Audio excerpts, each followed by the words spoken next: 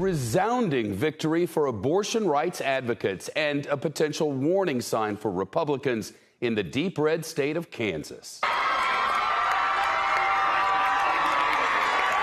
Kansas voters turning out in droves to protect a woman's right to an abortion. Nearly 1 million votes cast, close to presidential election turnout. They rejected a bid to strip away protections under the state's constitution.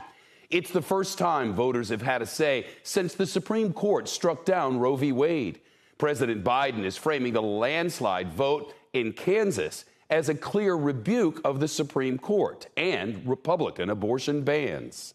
Court practically dared women in this country to go to the ballot box and restore the right to choose that the court had just ripped away after 50 years. In a decisive victory, voters made it clear that politicians should not interfere with the fundamental rights of women. And the voters of Kansas sent a powerful signal that this fall the American people will vote to preserve and protect the right and refuse to let them be ripped away by politicians. Today, the president signed an executive order to help women travel out of state to get an abortion if the procedure's banned in their home state. Yesterday's primaries were a big victory for Trump-backed election deniers as well, those who've embraced the former president's debunked conspiracy theories. They're on the verge of a clean sweep in Arizona's GOP primary. Only the race for governor is still too close to call.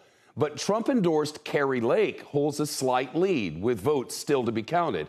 NBC News projects Mr. Trump's picks for a state's attorney, general, and secretary of state will all go to GOP nominees. The question now, how will they fare against their Democratic opponents? Last night was also a major test for Republican members of Congress who voted to impeach Mr. Trump after the January 6th insurrection. In Michigan, a Trump-endorsed challenger narrowly defeated the incumbent GOP Congressman Peter Meijer.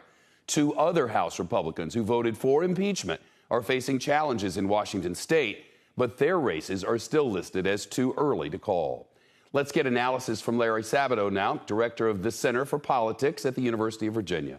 Larry, on Kansas, Democrats sound energized, but this was really a single-issue ballot measure. Could they be overstating how much impact this has in November? Yes, they could be. There's no way that you can generalize about this because every campaign is different. The candidates are different. The circumstances are different. The districts are different. The states are different. So you have to apply what you learned in a particular election like the Kansas election on abortion rights. But I'll tell you, Shep, this is the best news Democrats have gotten from an election in a long, long while.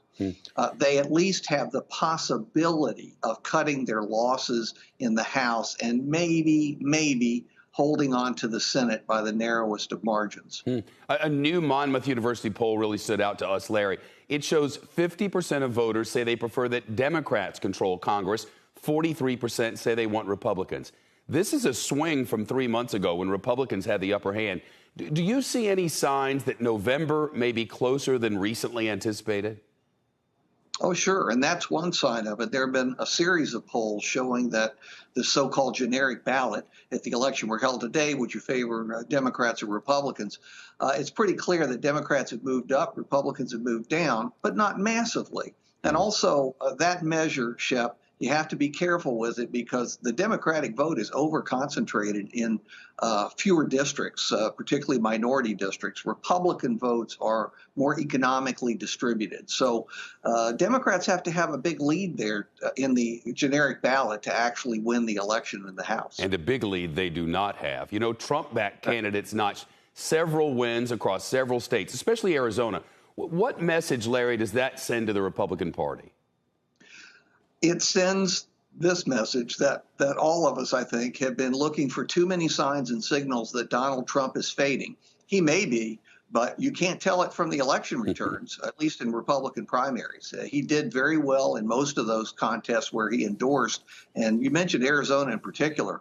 It's stunning. It's jaw-dropping. Not just that all of Trump's candidates in the key races won there, but that they're all election deniers.